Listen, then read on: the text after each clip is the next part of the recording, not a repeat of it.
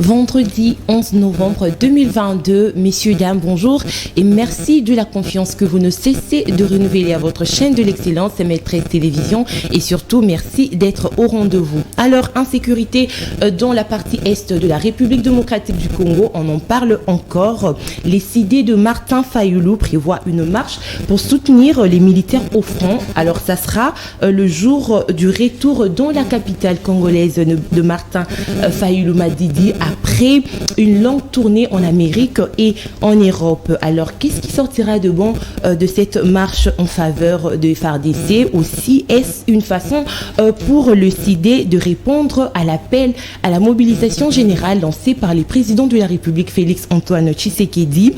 Et puis, en second lieu, nous parlerons aussi du début des auditions des députés nationaux, en l'occurrence Kassekwa et Deli Sesanga, au sujet de la somme de 21 000 $ que perçoit un député comme émolument. Risque-t-il l'invalidation? Voilà qui fera le sujet du jour. Et pour en parler, nous recevons pour vous Maman Chantal Moboni. Elle est cadre du parti SID de Martin Fayulu Madidi. Maman Chantal, bonjour et bienvenue encore une fois. Bonjour, merci de l'invitation. C'est un plaisir de vous avoir parmi nous. Également pour moi. Alors, je rappelle ici qu'elle est secrétaire nationale en charge de la communication du parti SID. Comme à l'accoutumée, CML chez vous est toujours co-présenté avec Nathan Kianda qui est à ma gauche. Nathan, bonjour et bienvenue. Bonjour Tania, bonjour aux téléspectateurs de CML chez vous. Bonjour également à maman Chantal Moboni. Merci à vous d'avoir répondu à notre invitation. Bonjour. Alors, les biscuits ne peuvent pas manquer. Et déjà, Martin Fayulu, après, comme je venais de le dire tout à l'heure, un long séjour en dehors de la RDC. Il sera de retour ce dimanche. Il a parcouru carrément l'Amérique et aussi l'Europe. Qu'est-ce que nous pouvons retenir de cette tournée?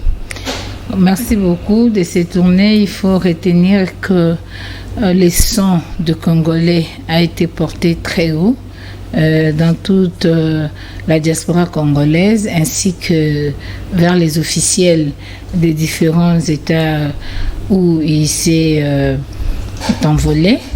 Donc aujourd'hui, le président Fayulu a parlé de la problème, du problème sécuritaire au niveau de l'Est de la République, également au niveau de la partie Ouest, notamment Kwamutu. Et aussi, il a parlé par rapport au processus électoral à venir et il a demandé à ce que toutes les nations qui aimeraient bien s'engager, qui aimeraient bien soutenir le peuple congolais sont obligés de pouvoir accompagner son choix, sa volonté, et non de faire de sorte que la volonté du peuple soit bafouée pour que les gens qui doivent exercer au Congo puissent être le fruit non du peuple congolais mais plutôt des hold-up électoral. Donc, en bref, cette tournée, c'était pour dire que nous voulons un consensus autour de la question électorale. Nous voulons la sécurité à l'Est et interpeller la communauté internationale qui est pointée du doigt par rapport à cette situation sécuritaire. Parler avec cette communauté internationale pour ne plus rester dans la prise d'acte, mais plutôt de pouvoir accompagner la volonté du peuple congolais conformément à notre constitution. Alors que nous réserve son retour dans le pays? Le retour dans le pays, c'est qu'il devait encore y être, il devait encore rester là-bas pendant ce temps, mais avec la situation actuelle, le contexte dans lequel vit la population aujourd'hui, il a trouvé impéreux de pouvoir retourner au pays et ensemble que nous puissions nous battre pour que l'intégrité de notre territoire soit une réalité et une vie. Vous savez qu'aujourd'hui, nos frères et sœurs de Bunagana, de Rutshuru et de Kiwanja, de Kwamutu vivent dans une situation très précaire, une situation très insécurisée, et il est important que nous, en tant que peuple, en tant que Congolais, puissions nous lever dans l'unité pour pouvoir mettre fin à cette énième agression par la voie populaire, par la voie de manifestation, par les sons de Congolais, pour dire à toutes les nations du monde que assez avec cette agression, assez avec la perte d'unité de sang de Congolais, assez avec cette insécurité qui nous cause beaucoup de déplacés internes et qui ne permettent pas de nous développer convenablement et qui freinent un développement durable dans tout le pays. Alors pourquoi il fallait attendre le retour de Martin Fayulu-Madidi avant que les CD n'engagent une quelconque marche, parce que à l'Est ça brûlait tout le jour? Oui, merci beaucoup. Vous savez que le CD n'a pas attendu que le retour du président pour marcher. Vous vous souviendrez qu'en 2019, déjà, nous avions marché contre la balkanisation et le pouvoir en place a fait un frein parce qu'il y a eu des gens qui étaient arrêtés, les gens qui étaient tabassés parce qu'on avait marché contre la balkanisation. Vous devez savoir aujourd'hui que le CD a perdu le coordonnateur de la Ligue des jeunes de Goma, Defa Opaloukou, en 2020, le 30 juin, parce que nous avons marché contre la balkanisation. Vous allez vous souvenir qu'on a même crevé le pneu à 2 reprises du président élu Martin Fayulu à Tchangou, parce qu'on devait marcher contre cette énième agression, contre ces complots de la balkanisation. Vous allez vous souvenir que pas plus tard que au mois de je crois peut-être la date peut m'échapper, je crois au mois de novembre, le 13 novembre, je crois. Le 13 novembre de l'année passée, nous avions marché, nous avions pris la trajectoire Kianza et Super Lemba et consorts. Nous avons marché contre la balkanisation. Souvenez-vous que nous avions marché, nous avons fait des sit-ins et même l'un de notre Prince Epenge a été arrêté, a été tabassé parce qu'on a voulu à ce qu'il y ait expulsion de l'ambassadeur rwandais. Donc SID est toujours là pour défendre l'intégrité du territoire congolais. Nous avons marché, nous marchons, et cette fois-ci, le contexte est tel que quand le commandant du peuple a appris que dans le pays, ces populations ne vivaient pas bien et ces populations appelaient à tout moment, donc s'abarder dans le pays, il a dit, ok, il est temps que je retourne, que j'écourte mon séjour pour pouvoir être ensemble avec les populations et défendre notre intégrité du territoire national. N'oubliez pas que c'est un devoir sacré et c'est un droit, c'est l'article 63 de notre Constitution. C'est un droit de défendre l'intégrité du territoire et quand il y a des menaces extérieures surtout. Et aujourd'hui, il y a l'agression rwando-ougandaise. Il faudrait que le commandant du peuple soit là pour orienter le troupe. Alors cette marche, c'est une réponse à l'appel du chef de l'État, celui d'une mobilisation générale. Mais je viens de vous étaler ici combien de fois nous étions déjà en marche, combien de fois nous avions déjà décrié cette situation. Parce qu'on a commencé juste au début de cette, de ces pouvoirs. Le président élu avait demandé à ce qu'il y ait les réformes de nos services de défense et sécurité parce qu'on devait avoir une armée robuste, une armée forte, une armée républicaine pouvant faire face aux éventuelles attaques. Le président élu a demandé à ce que nous ne puissions pas être frères avec Kagame. Le président élu a demandé à ce que l'ambassadeur rwandais soit expulsé. Le président élu a appelé à l'unité du peuple congolais. Il a tweeté même avant que Fachi ne puisse faire son discours. Le président élu avait déjà tweeté pour appeler le peuple à l'unité et puis nous dire que nous devons parler le même langage pour défendre l'intégrité du territoire national. Et aujourd'hui, dire qu'il a suivi le discours de Fachi, non, parce que lui, d'ailleurs, il a parlé avant Fachi. Et il a l'habitude de parler de ça, même quand il était encore député. Dans toutes les 2 mandatures qu'il a exercées, il a parlé de la situation de l'Est. N'oubliez pas qu'en 2020, il a passé la fête des nativités à Béni. Il est allé jusque-là.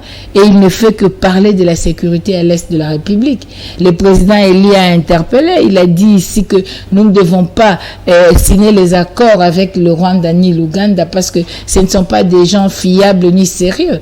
Le président élu nous a dit que les accords, ces traités de libre-échange étaient suicidaires pour la République. Le président élu nous avait dit que nous devrions nous battre comme un État, comme un peuple souverain, et il ne fallait pas laisser cet état de siège qui a fait la restriction de libertés individuelles. Et aujourd'hui, la situation lui donne raison. Donc aujourd'hui, nous pensons que le Congo est en danger. Ce qui est avant tout nécessaire, c'est la Constitution de la République, conformément à son article 63. Ça demande à tout peuple congolais de pouvoir défendre la République. C'est un droit de défendre son intégrité du territoire, c'est un devoir sacré de défendre son intégrité du territoire. C'est en vertu de cet article-là et suivant les appels répétitifs du président élu Martin Fayulu, nous avons toujours été sur terrain et nous continuons toujours ces débats. Vous allez vous rappeler que nous avons été ici sur votre plateau, on a appelé à l'unité du peuple, on a appelé à la cohésion nationale, on a appelé à la défense de l'intégrité du territoire. Il n'y avait pas encore le discours de Fachi. Alors, maman Chantal Moboni, vous avez dit que Martin Fayulu a porté le son des Congolais très haut à l'extérieur. Alors, j'aimerais savoir deux petites questions rapidement, maman Chantal. Quelles pourront être le retombées de cette tournée pour le peuple congolais de manière générale, mais en particulier pour le partisan de votre parti SID? Bon, SID ne se bat pas pour un particulier, SID se bat pour le pays. Parce que SID d'abord veut dire engagement pour la citoyenneté et le développement. On est citoyen d'un pays et non d'un parti politique. On est membre adhérent d'un parti politique. SID se bat pour le pays. Et quand le président apporte le son du peuple congolais, parce qu'aujourd'hui on nous a brandi la chanson la diplomatie agissante, et en fin de compte on se rend compte que ça n'a rien fait pour le pays. Au contraire, le trésor public a dépensé beaucoup d'argent pour des voyages qui n'ont pas apporté de solution. Au contraire, au nom de cette diplomatie, il y a eu des traités avec Rwanda, Ouganda et ainsi de suite qui ne favorisent pas l'émergence du Congo ni la sécurisation de nos populations et du territoire national. Donc aujourd'hui, il fallait travailler sur le plan diplomatique en apportant la vraie question que gangrène la République. Et la vraie question aujourd'hui par rapport à la situation sécuritaire, c'est que le Rwanda agresse le Congo et la communauté internationale n'est dit mot. Et la vraie question aujourd'hui, c'est que l'Ouganda et le Rwanda agressent le Congo et aujourd'hui, il faudrait que les Congolais se prennent en charge. Et la vraie question aujourd'hui, c'est que les Congolais ont ras-le-bol de hold-up électoral. Les Congolais veulent à ce que aujourd'hui, que leur volonté soit respectée conformément à la Constitution. Donc, à travers ce processus électoral, il est question qu'il y ait un consensus pour qu'il y ait la transparence dans le jeu afin de doter les pays des animateurs et des institutions qui puissent répondre aux aspirations du peuple et qui puissent être compétents et légitimes.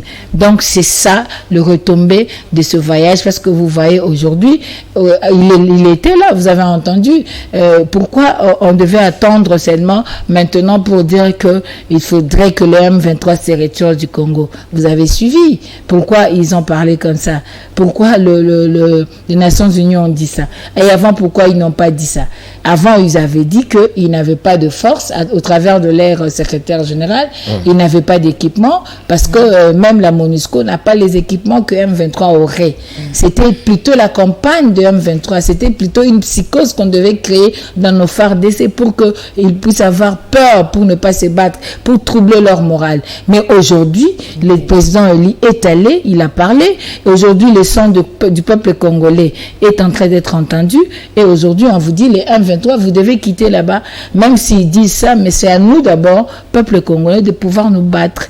Et le président Eli a dit, on n'a pas besoin de dialogue, parce qu'on en a eu de toutes les couleurs, ça nous a apporté que des infiltrés au sein de nos services de défense et sécurité. Le consensus, est-ce que ça n'appelle pas à un dialogue, maman Chantal Moboni? Au fait, dans le sens français, les dialogues, nous sommes en train de dialoguer. Oui. Là, il y a 2 personnes, il y a 3 personnes qui sont en train de se parler.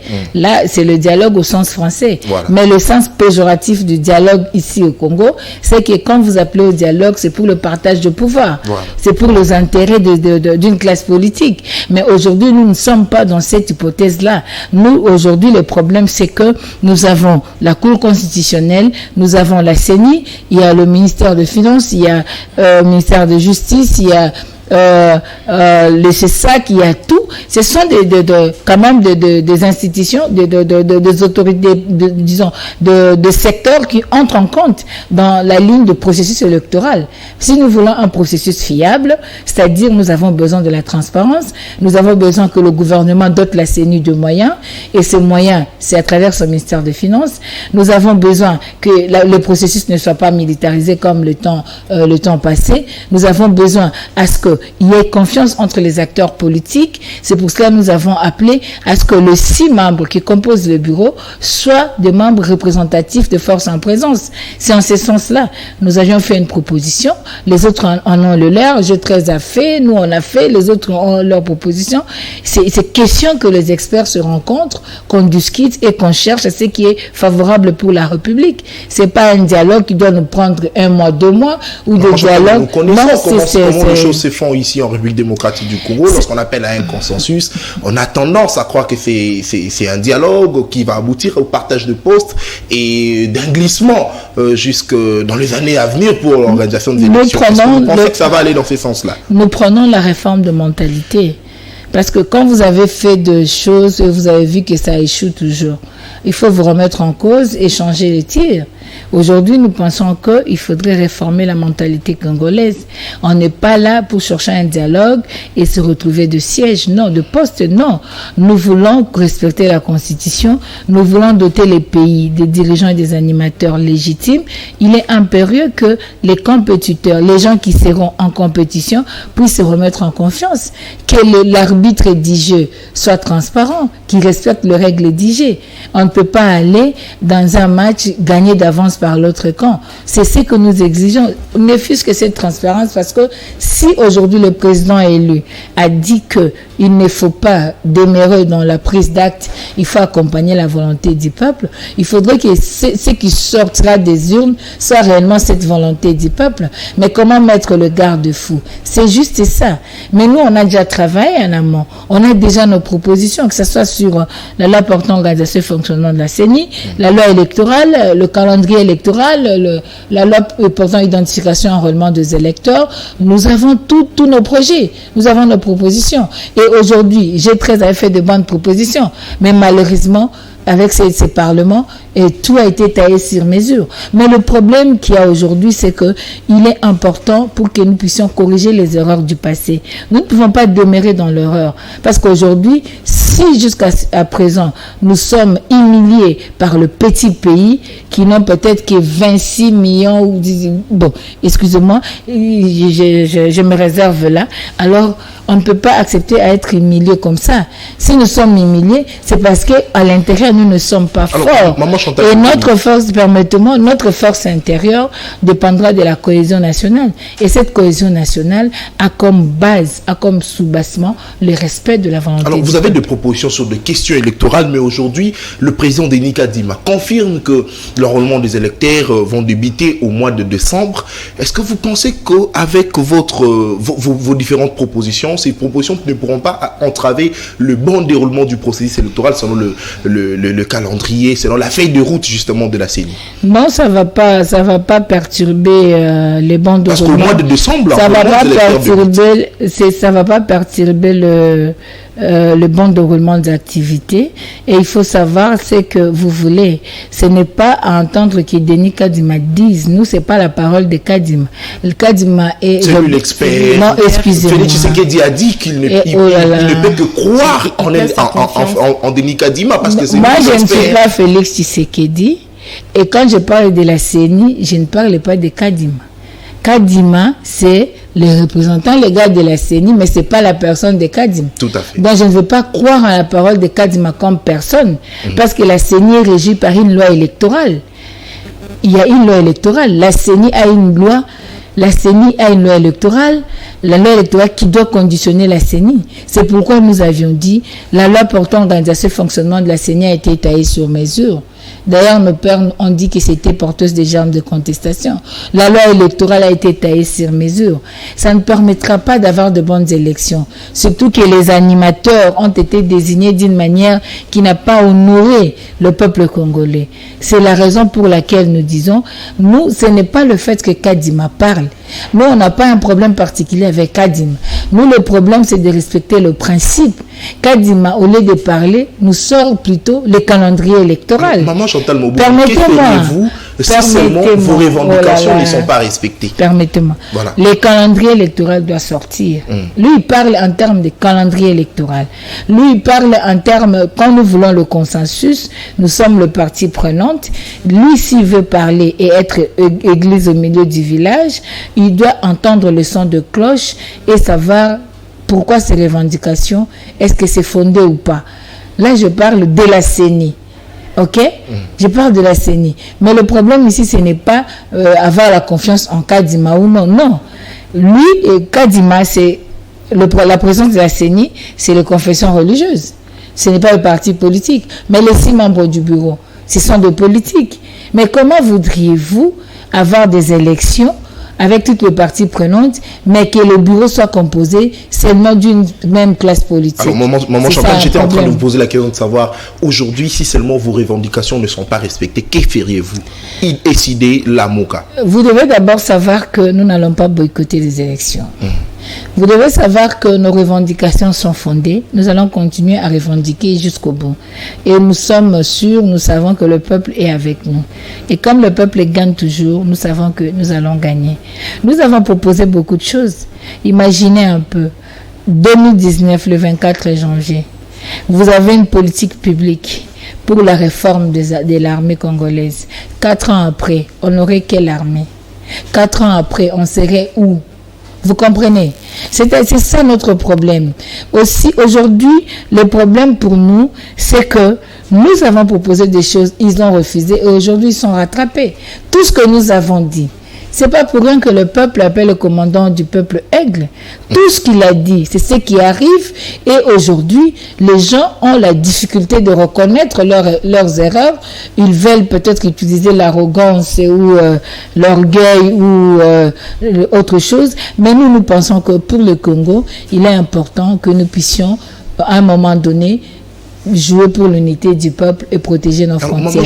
Si nous continuons comme ça, nous aurons les élections, il n'y aura pas de glissement. Et nous, ce que nous voulons aujourd'hui, c'est des bonnes élections. Alors, maman Chantal, oui. Pendant que le question sur la loi électorale s'est discutée à l'Assemblée nationale, pourquoi est-ce que Martin Fayulu n'avait pas rassemblé toutes ces propositions et l'apporter à l'Assemblée nationale, permettre à ce que le député de votre parti puisse ensemble avec les autres discuter sur les différentes propositions de loi? Vous me ramenez sur les mêmes questions. Chaque fois que je suis ici, je réponds à cette question.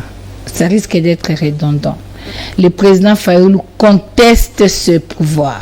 Très bien. Le président Fayulu ne reconnaît pas la légitimité de ce pouvoir. Le président Fayulu dit que c'est un pouvoir de fait qui est là. Eux-mêmes ont dit qu'ils ont des députés nommés. Eux-mêmes ont dit que la majorité est artificielle. Voulez-vous que nous qui contestions cette majorité artificielle allions donner notre proposition là-bas? Comment expliquer? Nous avons proposé au peuple congolais, ils sont dans la population, à chacun de prendre sa part. Nous avons mis la proposition pour tout le monde. Le G13 est passé vers le président. On a donné notre proposition. Ouais. C'est tout le monde. Nous avons fait les plans de sortie des crises. C'était pour tout le monde, alors, tout le peuple congolais. Donc aujourd'hui, vous n'allez pas dire que on devait amener ça au Parlement parce que ce Parlement à 90% est composé de nommés. Alors, maman Chantal Mobouni, en tournée, Martin Fayulu a parlé avec plusieurs autorités dans le monde. Il a échangé avec les étudiants, il a échangé avec la communauté congolaise vivant dans tout ce pays où il a fréquenté. Mais maman Chantal Mobouni, est-ce que vous pensez que Fayulu est allé chercher à son tour le pouvoir, comme disent le commun des mortels? Comment chercher le pouvoir ailleurs pendant que le pouvoir se donne ici, dans le pays? L'article 5 de la Constitution, la souveraineté émane du peuple. le peuple qui donne le pouvoir. Comment vous allez chercher le pouvoir ailleurs? On ne peut pas chercher le pouvoir ailleurs. Maintenant, parce que nous sommes dans un monde avec aujourd'hui cette réalité d'un village planétaire, étant membre des Nations Unies, nous avons d'autres pays avec lesquels nous sommes censés vivre en paix. Il est important que nous puissions, au-delà de l'aspect légitimité intérieure, voir l'aspect diplomatie extérieure. Voilà. C'est ça dans ce contexte-là. Parce qu'en 2018, nous avions la légitimité, mais nous n'avons pas exercé parce que sur le plan de la diplomatie extérieure, nous n'avons pas vraiment travaillé. Et nous avons compris tout cela. Et nous disons aujourd'hui, nous avons la légitimité populaire. Nous devons aller vers ces gens-là qui prennent acte, vers ces organisations-là dans lesquelles nous évoluons aussi, pour leur dire que la prise d'acte, c'est une entorse. Il faudrait plutôt quitter l'étape de la prise d'acte, mais plutôt veiller à ce que vous accompagnez le choix de la légitimité intérieure. C'est ça la démarche. Très bien. Alors, Mme Chantal Moboni Fayulu revient ce dimanche, ce sera le 13 novembre. Le parti ECD a organisé une marche pour soutenir le FRDC. Est-ce que cette marche est organisée dans le cadre de la MOUCA ou simplement dans le cadre ECD? Parce qu'aujourd'hui, il faut rappeler que Fayulu, c'est lui le président de la plateforme ECD. La plateforme La Mouka. Et la plateforme La Mouka. Merci beaucoup. Il n'y a pas un président, il y a un coordonnateur. Un coordonnateur, voilà. La plateforme. Ok. Je vous ai dit l'autre fois, vous ne devez pas parler de La Mouka à l'absence de Martin Fayulu. Très bien. Sans Martin Fayulu, La Mouka n'existait pas. Martin Fayulu, c'est le symbole de la victoire du peuple. Martin Fayulu, c'est le choix du peuple le 29 septembre sur Triomphal et le 30 décembre dans les urnes. Donc, vous ne pouvez pas parler de la MOUCA sans Martin Fayulu. Et aujourd'hui, quand le président agit, il est président de l'ECD, il est le symbole de la victoire du peuple congolais, commandant du peuple, et il est le symbole même de l'existence de la MOUCA. Donc, il est président élu, il est la MOUCA, c'est la MOUCA. C'est la MOUCA, c'est ECD, c'est le peuple congolais. Donc, on ne peut pas dissocier cela. C'est comme si tu dis, tu pries Dieu, dans ta prière, tu vas prier Dieu le Père, Dieu le Fils et Dieu le Saint-Esprit. Ça sera difficile parce que tu as besoin de la puissance, c'est le Saint-Esprit. Tu as besoin du pardon, c'est le Fils qui a amené le pardon. Et tu as le Dieu créateur qui est le Père de l'univers. Donc, c'est ça, c'est difficile de dissocier. Président Fayulu, ECD, président Fayulu, la MOUCA, parce que en lui seul, il incarne la victoire de la MOUCA, qui est la victoire du peuple, la MOUCA étant l'esprit du peuple. Et aujourd'hui, sans Martin Fayulu, la MOUCA n'existait pas. Alors, Maman Chantal, est-ce que vos partenaires vont aussi participer à cette marche? Vos partenaires au sein de la MOUCA? Nous parlons de Congolais. Tous celui qui se sent Congolais est appelé pour la marche. Très bien. C'est pour l'intégrité du territoire national, c'est pour défendre la patrie. C'est-à-dire, nous aurons d'ailleurs nos bandeaux blancs à la tête. Nous serons là comme le toujours. Dimanche, comme toujours. Symbole de la paix, nous voulons la paix, parce qu'on a besoin de la paix pour un développement durable. Nous serons là, c'est l'appel à tout Congolais. Même si tu es de l'IDPS, même si tu es de l'ensemble, même si tu es tu es de partout, tout Congolais est appelé à marcher avec nous. Parce que nous défendons le pays. Si aujourd'hui, le pays est pris, on n'aura pas ces partis politiques. On ne va pas parler aujourd'hui, Maman Chantal, porte-parole du président Fayulu, non. Alors, Maman Chantal, c'est la paix. La paix, c'est la condition sine qua non pour que nous puissions évoluer. Alors, une dernière question. Vous avez dit ici que Martin Fayulu a lancé le message de l'unité avant d'ailleurs le discours de Félix-Antoine Tshisekedi. Maman Chantal Moboni, pourquoi est-ce que cela a coïncidé pendant ces temps l'opposition comme le pouvoir parlent le même langage pendant ces temps, alors que pendant que Bounagan était pour la première fois pour le débit occupé par le M23, il y avait une division au sein de la classe politique où l'opposition parlait son langage et le pouvoir également. Mais pourquoi seulement aujourd'hui cela a coïncidé que l'opposition et le pouvoir parlent le même langage? Pourquoi aujourd'hui seulement? Je ne sais pas, vous êtes journaliste, c'est vous qui devez plutôt informer le peuple. Nous, on a parlé même avant la prise de Bounagan. On parlait, on ne faisait que parler. Le président Elie ne faisait que parler de ça. La situation sécuritaire, d'ailleurs, elle est décidée chaque mardi, à partir de 15h. Il y a un point de presse sur la situation sécuritaire. Nous, on parle de ça. Il y a l'honorable Jean-Baptiste Kassé, l'élu de Goma, qui donne vraiment qui est en train de nous informer réellement de ce qui se passe à l'est du pays.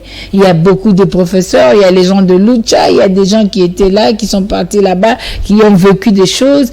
Nous avons reçu même Kivio Kamaungano, exécutif de Sud qui était ici, qui parle de ça. Donc aujourd'hui, à un moment donné de l'histoire, c'est-à-dire nous, on n'a pas attendu aujourd'hui pour parler, parce qu'on a toujours parlé. Bounagan est tombé, nous on a toujours parlé. Plutôt, il faut avoir la sincérité de dire que c'est le pouvoir qui n'a rien dit. Parler le même langage, je ne sais pas, parce que si les autres, nous on souhaite que l'unité du peuple, pendant ce temps, parce que nous sommes en danger, les pays en danger, nous souhaitons que nous parlions le langage de l'appel à la mobilisation pour protéger les pays. Mais si les autres pensent qu'ils sont en train de défendre leur fauteuil, et nous pensons que nous défendons l'intégrité du territoire national, le langage va être différent. Alors, maman Chantal Moubouni, ici seulement je vous ai posé cette question, c'est parce que ça s'est dit presque partout que Martin Fayulu aurait rejoint l'Union Sacrée par rapport à le même langage que l'opposition et le pouvoir parlent aujourd'hui. Je suis en face de maman Chantal Moubouni, qui est secrétaire nationale en charge de la communication du parti SID et aussi porte-parole de Martin Fayulu. Maman Chantal, dites maintenant là, à ceux qui vous suivent à la maison, est-ce que Martin Fayulu a-t-il rejoint l'Union Sacrée? Permettez-moi de rire, parce que nous sommes dans la vérité et nous défendons la vérité. Si c'est en partie des valeurs. Si, je crois que c'est Luc 15, tu connais l'histoire de l'enfant prodigue. Si un enfant se perd et après il se rend compte que j'étais allé dans le mensonge, je veux parler le langage de la vérité. Gloire à Dieu. Nous sommes dans la vérité. Et notre prière est que tout le peuple, toute personne puisse rejoindre la vérité. Si les gens qui étaient dans le mensonge décident de rejoindre la vérité, gloire à Dieu. Mais aujourd'hui, nous, dire que Martin Fayulu aurait répondu à l'appel de Fachi, ça c'est faux et archi faux, parce que il est toujours dans ça, il a toujours dit ça, et c'est pas pour rien qu'il est commandant du peuple. Martin Fayulu, qu'est-ce qu'il ferait à l'Union Sacrée? L'Union Sacrée, c'est la deuxième grossesse, lui-même avait dit, du couple FCC-Cash. Qu'est-ce qu'il va aller faire là-bas? Parce que eux, ils sont à la recherche des gens avec qui ils peuvent partager leur bilan, si et seulement le bilan s'est partagé. Donc aujourd'hui, nous pensons que ça, ce sont de diversions inutiles. Les gens, au lieu de nous informer sur la situation réelle de Kwamutu, la situation réelle de l'Est du Congo, mais les gens sont dans le baliverne, les gens sont dans les histoires pour divertir le peuple. Aujourd'hui, quand vous êtes dans les réseaux sociaux, vous n'aurez pas l'impression que le pays est attaqué. Parce que les gens se glorifient, se disent, on a acheté ça, on a fait ça, on a fait ça. On ne comprend plus rien. Mais ça, ce sont de diversions de futilité. Et puis les gens doivent comprendre que les forces armées congolaises sont apolitiques et c'est l'armée de notre pays, c'est notre armée à nous. Kabila était là, Kabila est parti, ils sont restés, la force, disons l'armée est restée. Fachi est là, il partira en 2023, l'armée va rester. Le président Fayulu prendra le pouvoir en 2023. Quand il va partir, l'armée va rester. Le président Fayulu prendra le pouvoir. Oh, mais il va prendre le pouvoir. Merci. La constitution est claire. Il y a la liberté. de postuler et il a la légitimité intérieure, il est fort, que ce soit sur le plan de l'extérieur. Aujourd'hui, la diaspora congolaise est fayouliste en majorité. Donc aujourd'hui, nous disons qu'en 2023, la victoire est certaine. Donc l'armée est apolitique. L'armée doit être au service du pays et non au service des individus. Donc aujourd'hui, que l'armée fasse de prouesse, et c'est le souhait de tout le monde, parce que c'est la mission principale de l'armée, la sécurisation de population et la protection de l'intégrité territoriale. Donc aujourd'hui, d'ailleurs, c'est nous qui avons un devoir de pouvoir investir d'une manière très importante à l'armée. Ce n'est pas quand vous faites... vous donnez $100,000 pour l'armée ou quoi là, on ne va pas faire la publicité, d'ailleurs c'est rien. Dans un pays qui a 9 voisins, et des voisins, parmi les 9 voisins, il y a 3 agresseurs qui ont toujours convoité les richesses du Congo. Dans un pays où il y a des décennies de guerres, de rébellions, il y a des proliférations de groupes armés, je pense que l'armée devait être une priorité, comme l'agriculture et l'éducation.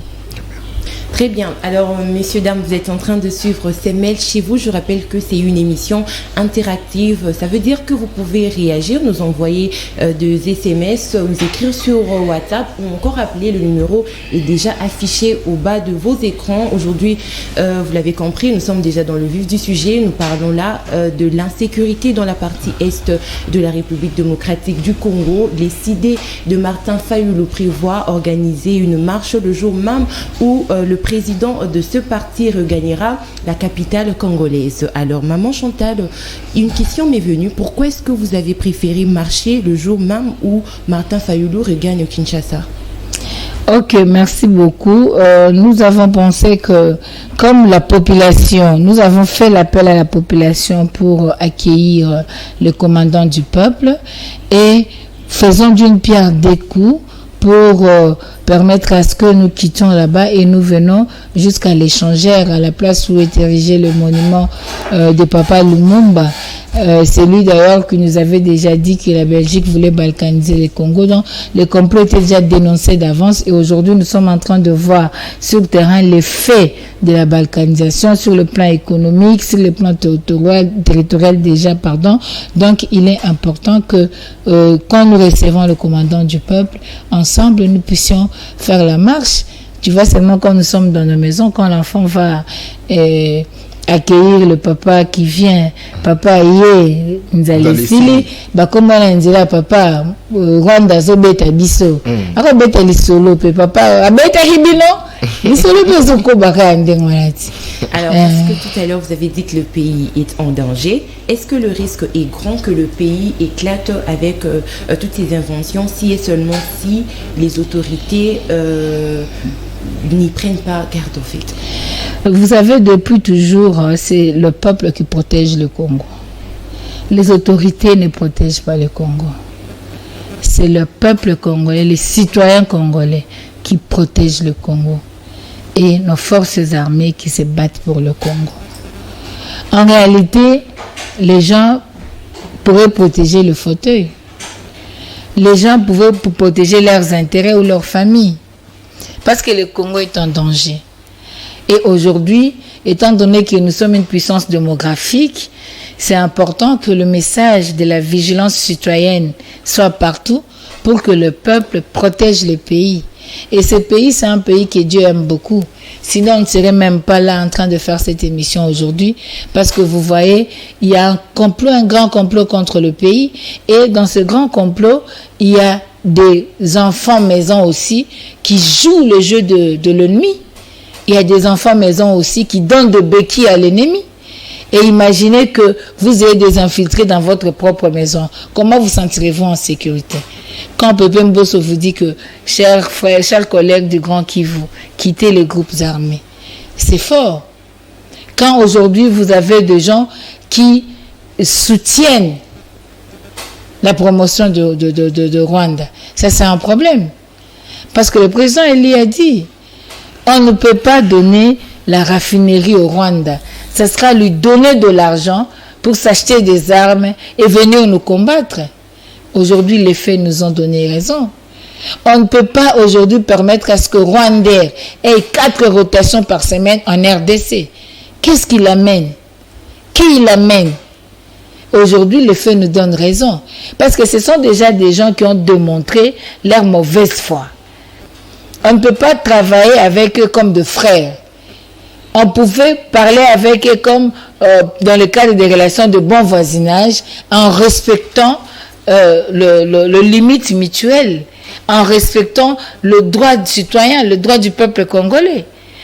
Parce que Rwanda nous a déjà agressés à maintes reprises. Aujourd'hui, nous sommes à la 5e agression de Rwanda. Est-ce que Rwanda peut être un frère pour nous? Et quand nous allons faire le traité avec le Rwanda, n'est-ce pas, nous le facilitons? Donc aujourd'hui, nous pensons que le seul bouclier aujourd'hui, c'est le peuple. C'est la vigilance citoyenne, c'est la pression populaire et nos phares d'essai. Nous devons le soutenir parce que nous voulons à ce qu'il soit d'une morale, qu'ils aient une concentration morale qui puisse permettre à ce que l'influence soit dans le résultat.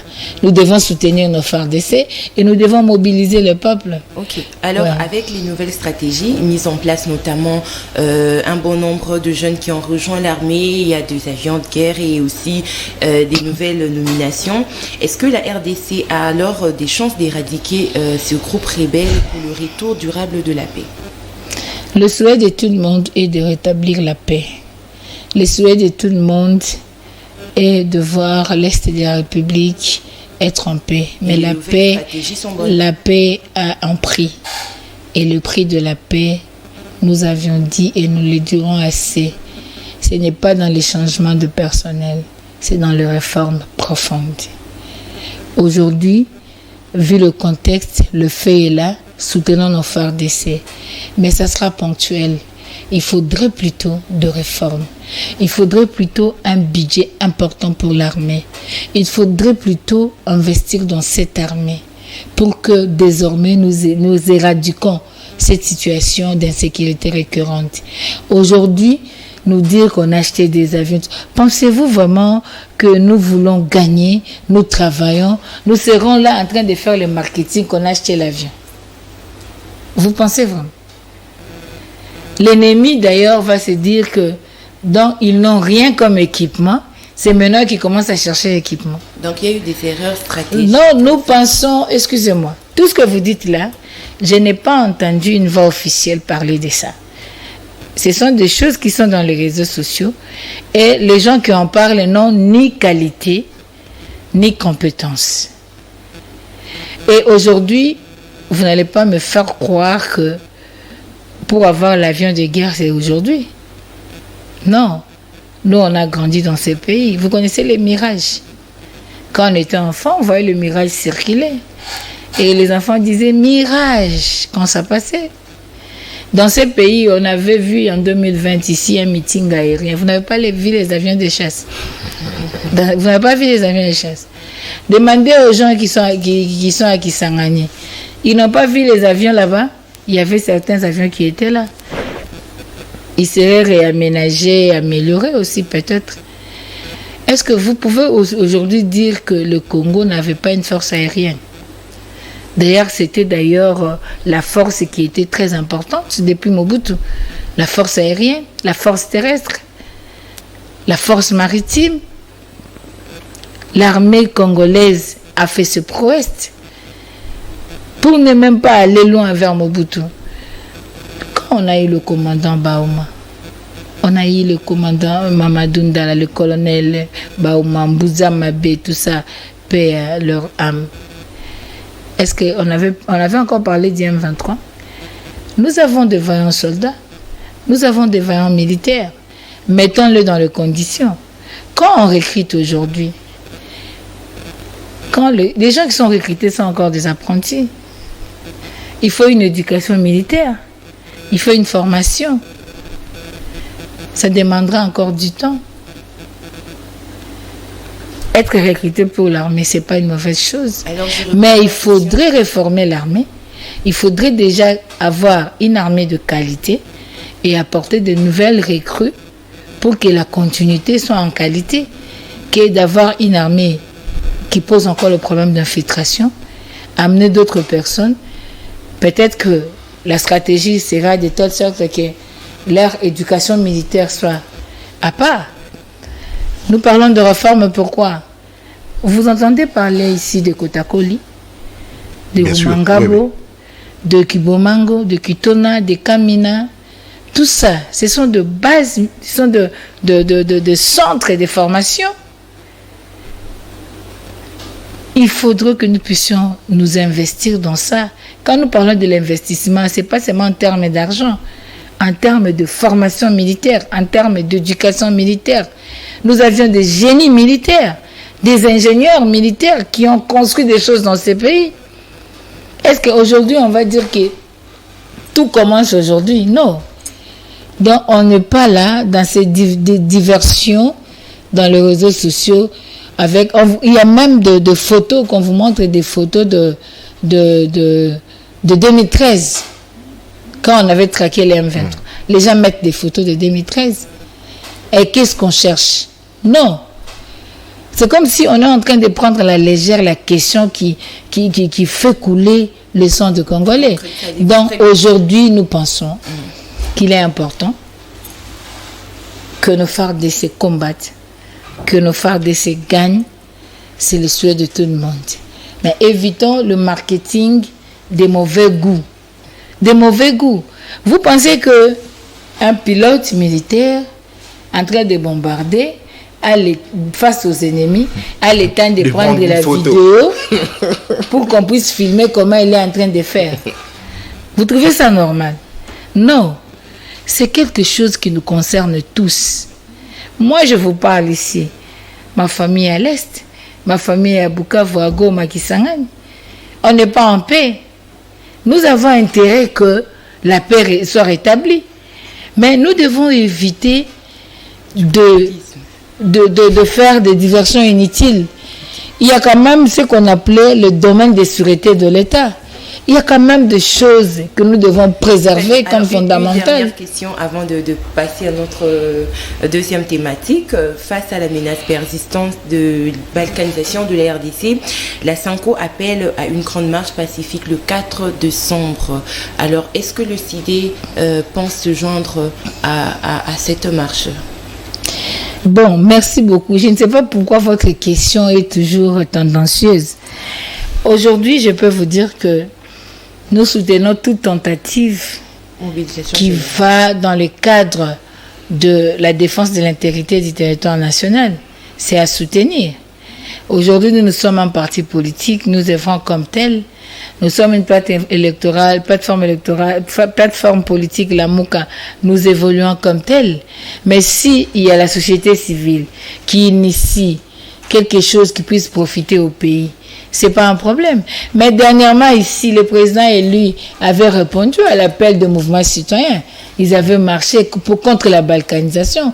Le président Fayoul était là. Bon, moi, je n'étais pas là, j'étais malade. Et tout le monde était là. Vous avez vu le prince Epengue, de Lexis, tout le monde était là. Le président était là. Pour nous, c'est le Congo d'abord. Ce n'est pas question de chercher moi et mes amis d'abord. Non, c'est ça la différence. Nous voulons à ce qu'il y ait la paix. Et la paix au Congo sera au bénéfice de tout le monde. Les gens vont vaquer à leur occupation quotidienne. Les autres iront au service. Les autres iront à l'école. Nous aussi, on aura le temps d'aller faire nos activités sur terrain. Tout ça, donc tout le monde a besoin de la paix. Ok, alors je veux lire ce message et on va prendre notre deuxième thématique. Bonjour maman Chantal. Moi, c'est Martin depuis Limité. On est toujours derrière notre président Fayoulou. Merci. On sera là. Et on a besoin de l'installation du parti SID ici chez nous à Kingabwa. Voilà. Ok, merci. On va vous donner mon numéro après l'émission. Je pense que nous sommes à Kingabwa, mais ça dépend du côté où vous êtes. Peut-être qu'on pourra vous orienter pour pouvoir retrouver les autres. Nous sommes là. D'ailleurs, je suis coordonnatrice des Limité. Kingabwa, c'est dans Limité. Donc, le parti est là. Merci beaucoup. Ouais. Alors, avant de parler de l'audition du député Kassekwa, nous aimerions bien échanger d'abord sur la plénière qui s'est tenue le mardi dernier à l'Assemblée nationale où le président a tenu de propos que l'opinion qualifie de discourtois à l'encontre de sa collègue Geneviève Inagossi, ancienne ministre du genre. Alors, Maman Chantal, vous êtes une femme politique, vous avez certainement des ambitions pour occuper à votre tour également un siège. Quelle lecture faites-vous là-dessus? Bon, au fait, la lecture que nous avons, c'est que le peuple ne peut pas compter sur ses parlements. La lecture que nous avons, c'est qu'il y a une crise de moralité et d'éthique publique qui est généralisée. On a connu ce problème avec Bijou Goya et Tambo Mamba. Bon, aujourd'hui encore, c'est au niveau de la Chambre basse. Le Parlement, disons l'Assemblée nationale dirigée par notre PP, nous fait la honte. Parce qu'il y a toujours des choses qui se passent là-bas qui ne nous honorent pas. Et ce n'est pas la première fois. Et nous pensons qu'aujourd'hui, le vieux est fatigué. Il devait quand même se reposer. Parce qu'il y a eu un député qui lui avait même rappelé que 11 fois il a été ministre. Il a été président du bureau d'âge, président tout ça. Le pays a beaucoup fait pour lui. Et je pense qu'il a atteint l'âge de la sagesse. Il devait plutôt avoir un devoir d'exemplarité par rapport à nous qui venons et aux générations futures. Et nous pensons que le vieux est très fatigué. Et si je suis bien Jeune Afrique, je crois, du 7 septembre, il y avait un article qui a parlé de lui en termes de... C'est un dispositif que Fachi a mis... C'est l'un de ces dispositifs au niveau de l'Assemblée nationale pour protéger les intérêts du pouvoir. Parce qu'on ne peut pas comprendre qu'un papa de cet âge puisse vraiment se comporter comme ça. Bon, nous, moi je comprends, je me dis que c'est un problème d'éthique et de moralité publique, mais j'encourage l'honorable Inagossi de bien vouloir continuer toujours dans cette lancée pour donner aussi l'exemple à nos filles qui viennent. Donc la femme doit avoir du caractère, la femme doit avoir doit protéger sa personnalité, donc ne doit pas céder à des histoires qui n'honorent pas. Alors donc, est-ce que le fait pour le président Bosso de déclarer que l'honorable Geneviève Inagossi devrait se retrouver à la maison, et c'est une sorte de discrimination? Il a eu à tenir ses propos de façon aisée parce qu'il s'agit d'une femme. Bon, au fait, vous savez, il y a aussi l'harcèlement verbal, hein. Il y a aussi une violence verbale, il y a aussi... je n'ai pas suivi cette intervention du début à la fin. J'ai suivi une partie. Mais si c'est comme je suis vu dans cette partie-là, vous êtes collègue, vous êtes au niveau de l'Assemblée nationale, vous allez vous rencontrer dans quelle maison? C'est pas honorant. Ça n'honore pas dans quelle maison. Vous aviez l'habitude de vous rencontrer dans une maison quelconque ou quoi? Et surtout que les deux sont de mari aussi. Et quand la dame répond, lui dit, moi aussi je suis mariée. Vous voyez pas que c'est terre à terre. Donc c'est à travers cette réponse-là, on comprend quand même que c'est quelque chose qui sort de l'ordinaire. Alors nous, ce que nous conseillons, c'est aux femmes de protéger leur personnalité, d'avoir du caractère. Parce que vous savez, maman, le monde politique, c'est un autre monde. Moi, je suis dans la politique active depuis 2009. Parce que j'étais habituée d'abord en tant qu'activiste de droits de femmes dans la société civile comme coordonnatrice de l'Action de femmes de Valère, une ONG qui défend le droit des femmes. Et après, je me suis dit que la manière dont les choses se font ici, il faudrait être là où les décisions se prennent. Et j'ai décidé de rejoindre la politique à partir de l'ECD, juste au niveau je suis parmi ma famille à première heure de l'ECD. Donc, nous sommes là-bas, c'est pour que nous puissions changer les choses, pour que nous puissions amener un autre son de cloche et nous puissions réformer certaines choses. En tant que femme, moi je pense que la politique, il y a vraiment beaucoup de choses, et en tant que femme, votre force sera la personnalité et les caractères. Vous ne devez pas céder à ces genres de choses, parce que après on dira que c'est parce qu'ils se sont rencontrés à la maison que vous voyez. Et quand la femme excelle, non, elle n'est pas compétente, c'est parce elle a fait le canapé. Vous comprenez donc? Alors, avec toutes ces choses-là, il faut être prudente, il faut veiller à sa personnalité, à son caractère. Je félicite Maman Inabos. Alors, parce que nous sommes en train déjà de chuter, je demanderai aux téléspectateurs de nous faire de messages en lieu place de nous appeler. Je passe la parole à Alors, Maman Chantal Mouboni, parce que nous sommes en train de parler du comportement du président de l'Assemblée nationale, et nous avons vu récemment un autre député qui s'est justement distingué par des insultes envers un monsieur qui a insulté la maman. C'est vrai, il a tenu une émission récemment, il s'est excusé, mais moi, mon inquiétude à ce niveau est de constater que aujourd'hui, le député, de manière générale, se comportent très mal. Pourquoi? Parce que ils ont des humilités. Est-ce qu'il faudrait cette fois-ci qu'il y ait des sanctions envers ces députés? Pourquoi? Parce que on s'est dit, quand on a des humilités, on est prêt à tout faire. Nous avions vu récemment avec ce que faisait d'ailleurs le député qui est en prison aujourd'hui, Jean-Marc Aboun, qui crevait le pneu. De l'autre côté, ce sont des insultes. Est-ce que ce ne sont pas ces humilités qui font en sorte que le député se croit au-dessus de la loi? Est-ce que il faut cette fois-ci essayer de réglementer ces secteurs pour qu'à tout moment, que lorsqu'un député tombe dans de telles insanités, on puisse l'arrêter sur le champ? Non, la loi a tout prévu. Quand les députés ont un problème, il y a un mécanisme, on demande l'autorisation pour la levée de l'humilité et qu'on sort. Oui, le problème, c'est pas je dis demander l'autorisation. Peut-être c'est toute cette démarche-là fait en sorte que ces députés puissent se dire qu'ils ont des immunités pour demander l'autorisation. Ça va prendre du temps. Non, permettez-moi de répondre.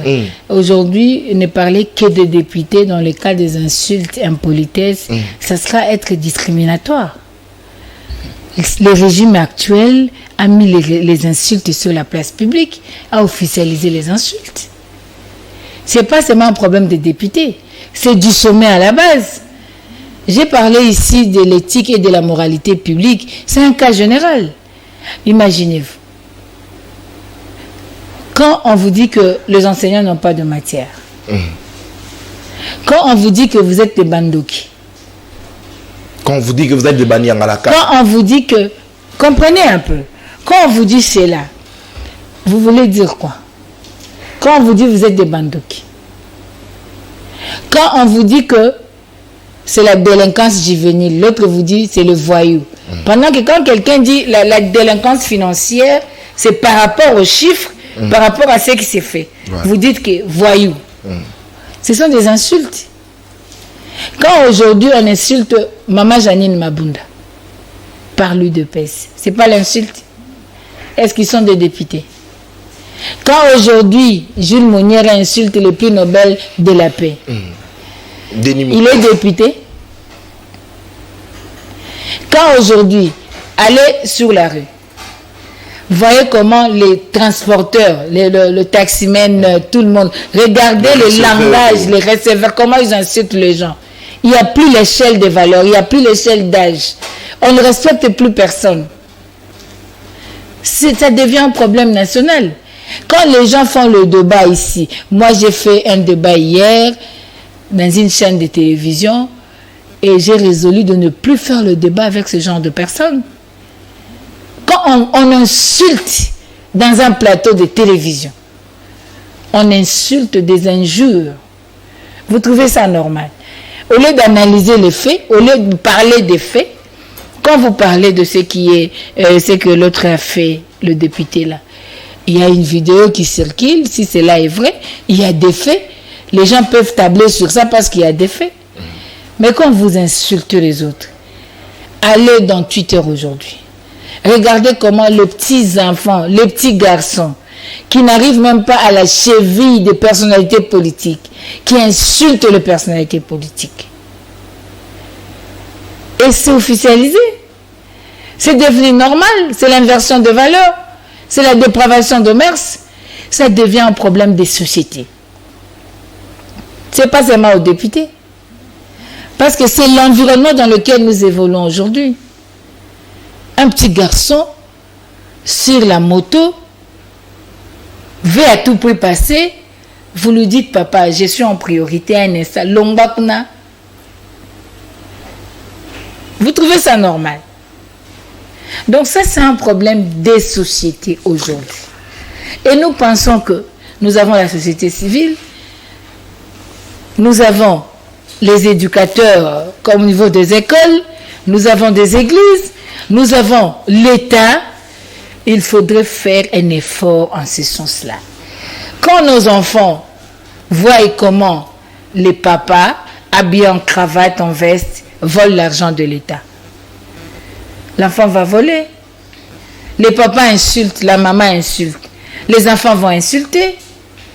C'est un problème des sociétés aujourd'hui que nous devons éradiquer tous. Ça n'épargne personne. Ça n'épargne personne. Nous sommes dans un débat, les autres n'ont pas d'argument, ils commencent à injurier. Pendant qu'on a connu dans ces pays des débats où les idées doivent s'échanger pour que ceux qui nous suivent ont-ils quand même quelque chose. Mais aujourd'hui, si on n'a pas d'argument, c'est la vie privée qui est mise à la place publique. Ça, c'est pas normal. Ok. Alors, une dernière question pour finir. Les CID, est-ce que les CID restent confiants par rapport à l'audition de l'honorable Jean-Baptiste qui a bel et bien vu le jour? Le CID a d'abord dit que la chambre qui devait être, disons, la fondation de la démocratie s'est transformée en commission de discipline, s'est transformée à une chambre au comité central. Le Parlement est devenu, la chambre basse est devenue le comité central aujourd'hui. Est-ce que vous trouvez normal qu'un député soit entendu parce qu'il a dit ce qu'il touche? Quelle est l'importance, quel est l'intérêt que vous avez en cachant le salaire du député?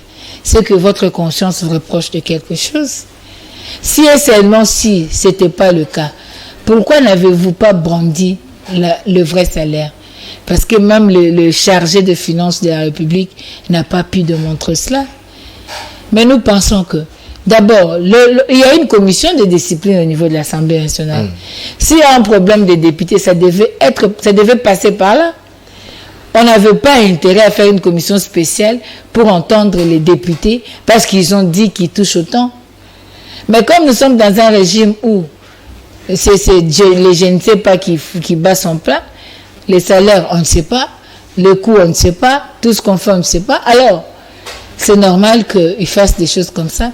Mais nous condamnons cela et nous disons que nous ne permettrons pas qu'on puisse chercher à museler la liberté des honorables députés. On ne veut pas se transformer en comité central pour dire que parti bo moko, bokonzi bo moko, tata bo moko, mama bo moko.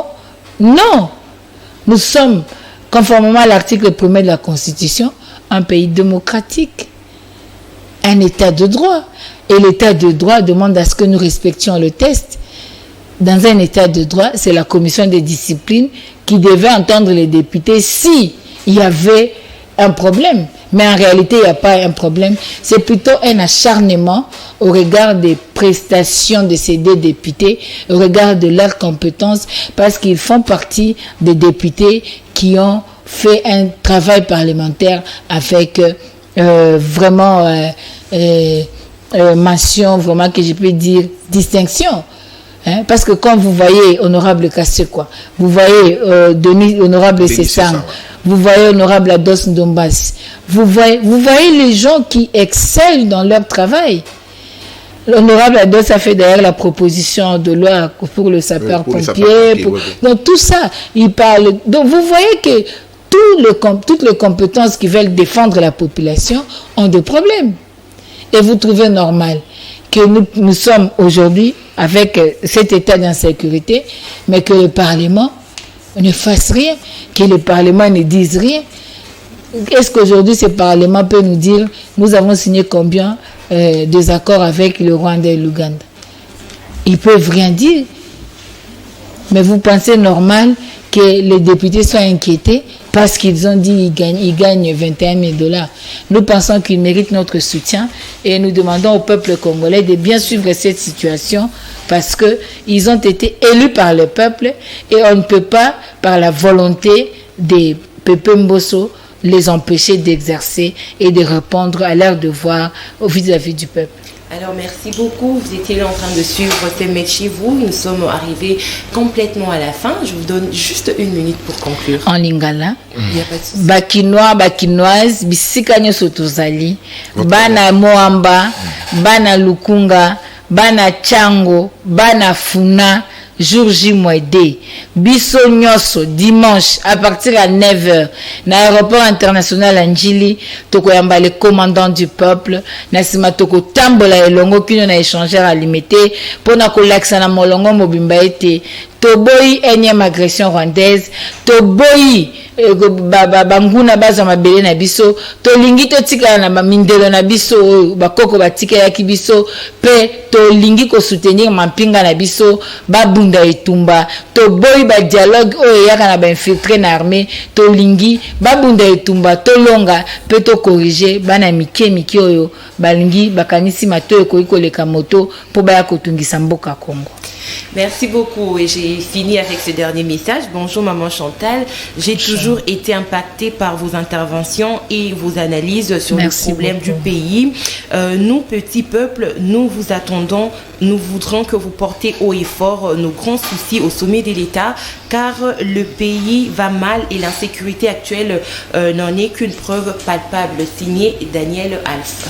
Merci beaucoup. Alors, cette émission est terminée. Merci beaucoup d'avoir réagi aussi, de nous avoir suivis. On se retrouve la semaine prochaine pour un nouveau numéro. Ça sera avec un nouvel invité. D'ici là, portez-vous bien et bon week-end chez vous.